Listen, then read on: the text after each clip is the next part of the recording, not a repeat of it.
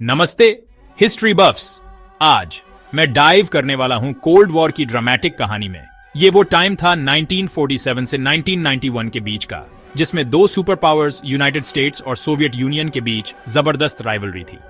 चलो इसकी शुरुआत से स्टार्ट करते हैं, है ना। कोल्ड वॉर शुरू हुआ क्योंकि दोनों की सोच, आइडियोलॉजी बिल्कुल अलग थी, जिनका कोई मेल ही नहीं था। यूएस तो कैपिटलिज्म और डेमोक्रेसी को मानता था, जबकि यूएसएसआर कम्युनिज्म और ऑथोरिटेरियनिज्म को आगे बढ़ा रहा था। वर्ल्ड वॉर II के बाद जंग के समय की उनकी दोस्ती टूट गई। यूएस चाहता था कि यूरोप को डेमोक्रेटिक और कैपिटलिस्ट तरीकों से फिर से खड़ा किया जाए, जिसका खास एग्जाम्पल था 1948 का मार्शल प्लान, जिससे वेस्टर्न यूरोप में बिलियंस अरबों डॉलर्स डाले गए। वहीं दूसरी तरफ सोवियत यूनियन ने ईस्टर्न यूरोप में कम्युनिस्ट सरकारें बनाकर अपना असर बढ़ाया, ताकि वो वेस्टर्न देशों से खुद को महफूज रख सके, जिसे वो खतरा समझता था। जर्मनी का ईस्ट और वेस्ट में बंटवारा इस फूट का सबसे बड़ा सिंबल बन गया। आयरन कर्टन, ये शब्द विंस्टन चर्चिल ने 1946 में इस्तेमाल किया था, और ये बिल्कुल सही दिखाता था कि सोच और जमीन दोनों स्तर पर कैसा बंटवारा हो चुका था। अब बात करते हैं उन बड़े इवेंट्स और क्राइसिस की जिन्होंने इस दौर को शेप किया। सबसे पहले 1947 का ट्रूमन डॉक्ट्रिन और कंटेनमेंट। यूएस ने सोवियत यूनियन के फैलाव को रोकने के लिए एक पॉलिसी अपनाई, जिसमें प्रेसिडेंट ट्रूमन ने उन देशों को सपोर्ट देने का वादा किया जो कम्युनिज्म का विरोध कर रहे थे। इस पॉलिसी ने यूएस की फॉरेन पॉलिसी को दशकों तक दिशा दी। अगला 1948 to 49 का बर्लिन ब्लॉकेड और एयरलिफ्ट। सोवियट्स ने वेस्ट बर्लिन जाने के सारे जमीनी रास्ते बंद कर दिए, लेकिन यूएस और उसके साथियों ने एक जबरदस्त एयरलिफ्ट करके हवाई जहाजों से सामान पहुंचाकर जवाब दिया, जिससे वेस्टर्न देशों का दम दिखा।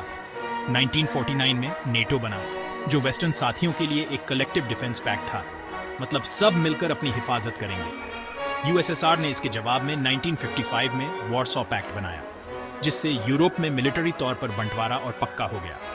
कोरियन वॉर, जो 1950 से 1953 तक चला, उसमें नॉर्थ कोरिया, जिसे यूएसएसआर और चाइना का सपोर्ट था, उसने साउथ कोरिया पर हमला किया, जिसे यूएस और यूएन सपोर्ट कर रहे थे। ये लड़ाई बिना किसी खास नतीजे के खत्म हुई और कोरियन पेनिनसुला आज भी बंटा हुआ है।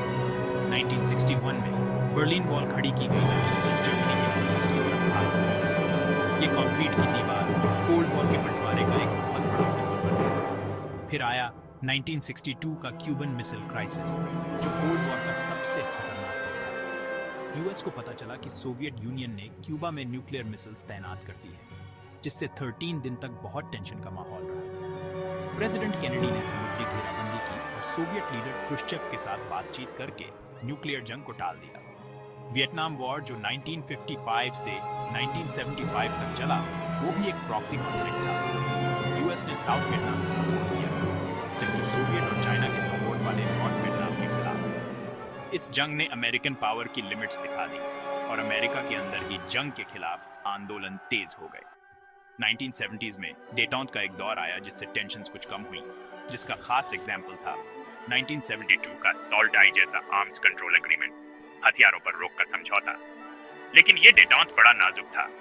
अफगानिस्तान में सोवियत एक्शंस और यूएस का एंटी कम्युनिस्ट रिजीम्स को सपोर्ट देने से ये कमजोर पड़ गया, और आखिर में कोल्ड वॉर 1989 और 1991 के बीच खत्म हुआ। सोवियत लीडर मिखाइल गोर्बाचेव के रिफॉर्म्स से यूएसएसआर की पकड़ कमजोर हो गई, बर्लिन वॉल गिर गई और सोवियत यूनियन टूट गया, जिसके बाद यूएस अकेला सुपर पावर रह गया। और बस यही थी कोल्ड वॉर की कहानी शॉर्ट में। 20th सेंचुरी का एक ऐसा डिफाइनिंग पीरियड जिसने हमारी आज की दुनिया को शेप किया है। देखने के लिए थैंक्स, और हाँ, लाइक, शेयर और सब्सक्राइब करना मत भूलना। और भी ऐसे हिस्टोरिकल डीप डाइव्स के लिए